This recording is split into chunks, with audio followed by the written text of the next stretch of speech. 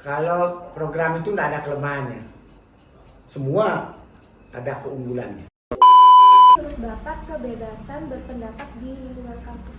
Kalau kebebasan berpendapat di kampus, dari dulu udah kita berikan kebebasan.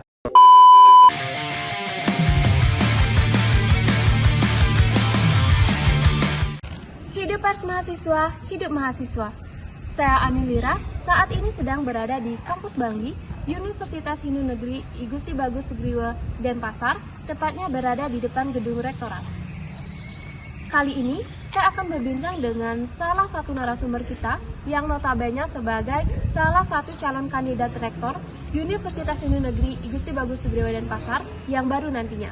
Narasumber yang akan kita wawancarai pada kali ini tiada lain ialah Bapak Profesor Dr. Andus I Gusti Ngurah MSI yang saat ini masih menjabat sebagai rektor. Saya akan menanyakan beberapa hal terkait seputar pencalonan rektor dan apa saja visi dan misi dari salah satu narasumber kita pada kali ini. Tetap bersama saya dalam tayangan Bramastra Podcast. Om Swastiastu. Halo pemirsa, saya Anindira dari UKM Bramastra, Universitas Hindu Negeri I Gusti Bagus Sugriwa Denpasar.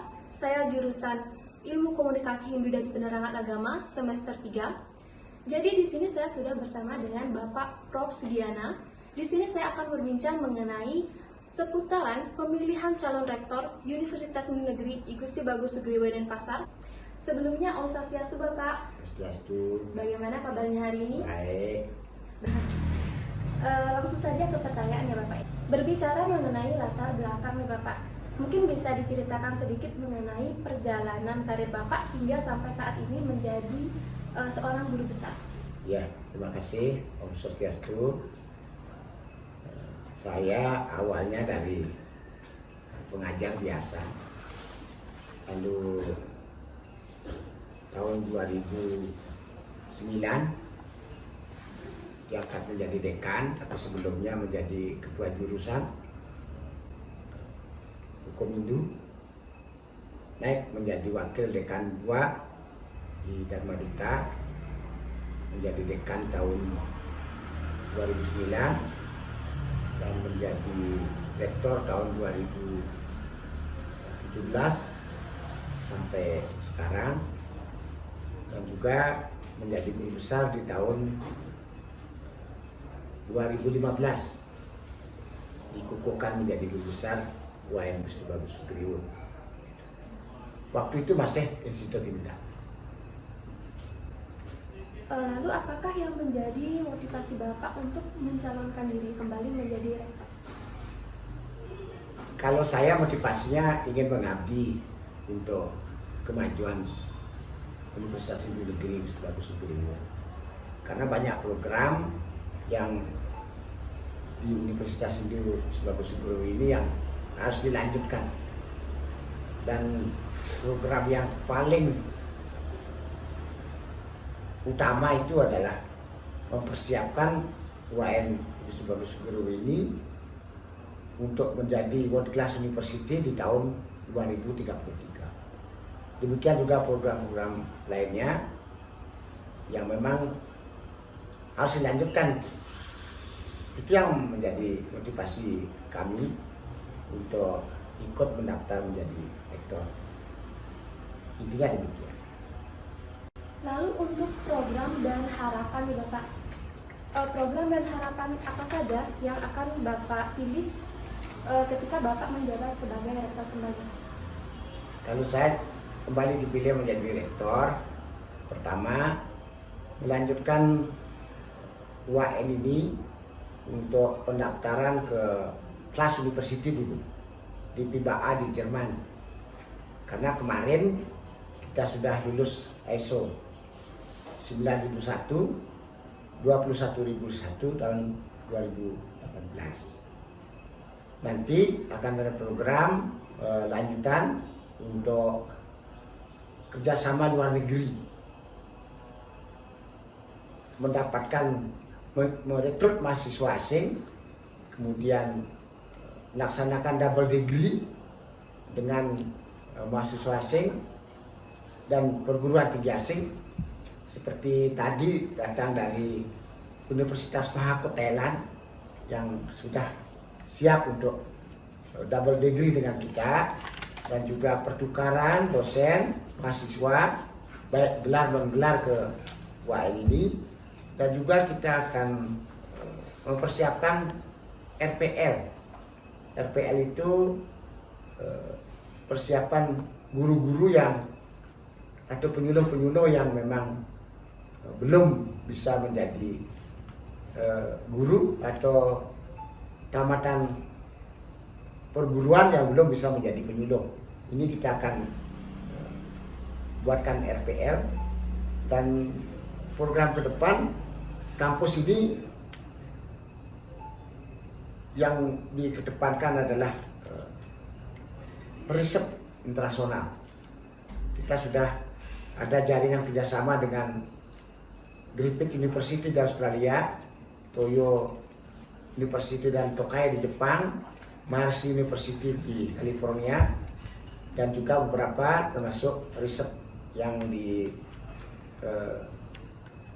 Universitas Leiden, terutama di perpustakaan Volkenkunde di Belanda. Ini yang kita akan tingkatkan, termasuk mahasiswa asing nanti kita carikan beasiswa, dan juga dosen asing yang kita akan rekrut ke sini menjadi dosen honor di UAN, dan biayanya dari negara asing. Seperti kemarin datang Dr. Diane yang menawarkan diri menjadi dosen asing, dan ini merupakan program unggulan ke depan untuk bagaimana kampus kita ini bisa dikenal oleh masyarakat internasional, dan mahasiswanya tidak saja taamatannya berkualitas nasional tapi juga berkualitas internasional. Itu menjadi salah satu mimpi kita ke depan. Oke, baik. Tadi kan sudah dijelaskan mengenai program-program yang ingin Bapak wujudkan di universitas ini. Lalu apa yang menjadi keunggulan dan kelemahan dari program itu sendiri, Bapak? Kalau program itu tidak ada kelemahannya, semua ada keunggulannya. Karena program-program yang saya sampaikan tadi itu, universitas yang sudah maju dengan melaksanakan program yang hampir sama dengan kita sebelumnya, ini menyebabkan mereka dikenal di internasional dan mengangkat harkat martabat kampus sendiri, termasuk kampus UAN kita. Jika seandainya Bapak terpilih kembali nih Bapak menjadi rektor, bagaimana menurut Bapak kebebasan berpendapat di lingkungan kampus? Kalau kebebasan berpendapat di kampus dari dulu udah kita berikan kebebasan. Kita tidak pernah melarang kebebasan di kampus, dengan catatan harus kebebasan yang sesuai dengan aturan perundang-undangan dan tidak bebas sebebas-bebasnya. Karena negara ini semua ada aturannya. Kampus juga ada aturannya. Kebebasan pendapat di kampus memang merdeka, merdeka belajar kan, kampus merdeka. Dan kebebasan di kampus ini murni otonomi, tapi tetap ada etikanya. Sehingga kebebasan di kampus ini menjadi terarah, justru tidak menyebabkan kampus kita itu menjadi kampus yang lost. Dan kampus kita itu akan menjadi kampus yang diperhitungkan dalam hal kebebasan akademik, kebebasan mimbar akademik yang membuat untuk kemajuan kampus. Kritik saran sangat bagus. Seperti sekarang ini mahasiswa praktek berbicara merdeka untuk mengungkapkan pendapat, sah-sah saja itu. Ini yang paling penting, karena mahasiswa itu diharapkan untuk bisa melakukan inovasi, kreativitas yang tinggi, sehingga nanti mahasiswa setelah tamat tidak menjadi mahasiswa yang mental block gitu, atau cultural lag gitu. Itu yang kita tidak inginkan. Karena kan Anda ini akan menjadi tokoh-tokoh Hindu, Nah, ini kan tetap kriteria tokoh Hindu itu banyak kriteria, salah satu adalah bagaimana menjaga integritas dalam berpikir, berkata-kata, dan juga berperilaku. Berarti jika Bapak terpilih kembali menjabat sebagai rektor, Bapak dapat menjamin kebebasan berpendapat di lingkungan kampus ya Bapak ya? Bukan Bapak menjamin, aturan yang menjamin kebebasan. Kalau Bapak kan mengawasi. Aturan sudah, pedoman akademik ada menjamin kebebasan berpendapat. Undang-undang juga, namanya demokrasi kan, demokrasi kampus. Cuma tidak kebebasan yang kebablasan itu yang tidak diinginkan oleh peraturan itu. Jadi sebagai seorang rektor, sebagai seorang pendidik harus mampu melihat, mengarahkan mahasiswa agar mahasiswa berjalan dalam rel yang benar. Itu yang harus dilakukan. Oke Bapak, mengenai aspirasi di lingkungan Civitas Akademika terkait akademik, fasilitas dan lain-lain yang dikeluhkan oleh Civitas Akademika nantinya, itu solusi apa yang akan Bapak berikan nantinya? Dan apakah jaminannya kemudian Bapak? Kita sudah mengadakan sharing akademik. Di sharing akademik itu banyak mendapat masukan termasuk sarpras, sarana prasarana. Untuk sarana prasarana ini tidak bisa dilakukan secara mendadak. Itu harus ada tahapannya. Dengan menyusun RKKL dulu, kemudian ada DIPA definitif, kemudian perencanaan yang matang, baru bisa dieksekusi. Mengeksekusinya ini kalau lebih dari 200 juta itu harus tender. Tender itu memerlukan waktu juga, sehingga dalam pemenuhan sarpras ini nantinya kalau sudah jadi tidak jadi masalah kalau salah prosedur. Dan kami sudah jamin pembangunan untuk pemenuhan sarpras sarana prasarana di kampus, jamin di tahun 2024 apa yang diusulkan kemarin itu paling tidak 70% bisa kita penuhi. Karena anggaran di pusat juga tidak terlalu banyak, yaitu kita arahkan ke anggaran pembangunan, baik di gedung ini sudah rusak, kemudian pembangunan di kampus Ratna itu juga memerlukan banyak anggaran, sedangkan di Jenmi Masindo anggarannya sangat terbatas. Nah, ini juga kendala bagi kita semua.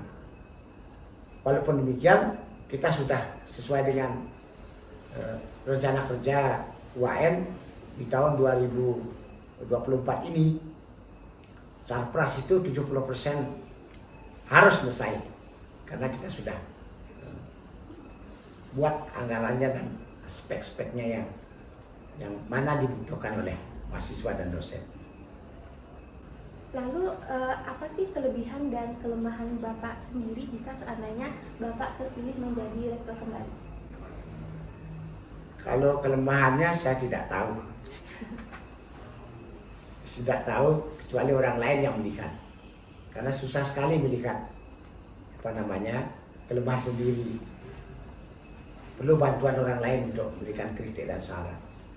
Tapi kalau kelebihannya, saya bisa melanjutkan program-program yang belum tuntas di tahun 2023. Kita akan tuntaskan program yang dimandatkan oleh Bapak Menteri Agama di tahun 2021, persiapan World Class University ini sampai tahun 2024 biar selesai. Demikian juga pembangunan gedung dan juga ini bangunan-bangunan mangkrak sedang kita upayakan agar kampus ini benar-benar menjadi kampus yang dari sisi performanya sudah bagus. Jadi layaklah menjadi kampus yang disebut universitas itu. Dan ini kan kampus baru. Nanti kalau selesai di Ratna, kampus Ratna itu kan juga merupakan salah satu gedung yang representatif di tahun 2024 dan itu sudah bisa dipakai. Ini kebanggaan bagi kampus kita dan mahasiswa juga bisa memanfaatkan semua tempat perkuliahan ini dengan sebaik-baiknya dan bermanfaat guna, tepat guna, sehingga mahasiswa tidak pusing lagi sana kesini mencari tempat untuk kampus kita. Jika seandainya Bapak tidak terpilih nih Bapak, tidak terpilih kembali menjadi rektor, bagaimana tanggapan Bapak mengenai hal tersebut dan apa yang akan Bapak lakukan? Mungkin Bapak sedih atau gimana? Kita harapkan rektor yang terpilih untuk melanjutkan tugas-tugas yang sudah di program-program yang sudah dilaksanakan di tahun 2023 untuk dilanjutkan di program 2024-2028 sehingga tidak terputus. Untuk salah satunya adalah persiapan World Class University supaya tidak terputus. Itu yang dapat saya berikan kepada seandainya tugas diberikan kepada teman yang lain sebagai rektor. Demikian bincang kita bersama Adik Profesor Sugiana dan tetap bersama kami dalam program Bravo Brahmastra Podcast. Sekian dari kami dan nantikan episode selanjutnya dari Bravo Brahmastra Podcast. Saya Anilira pamit undur diri.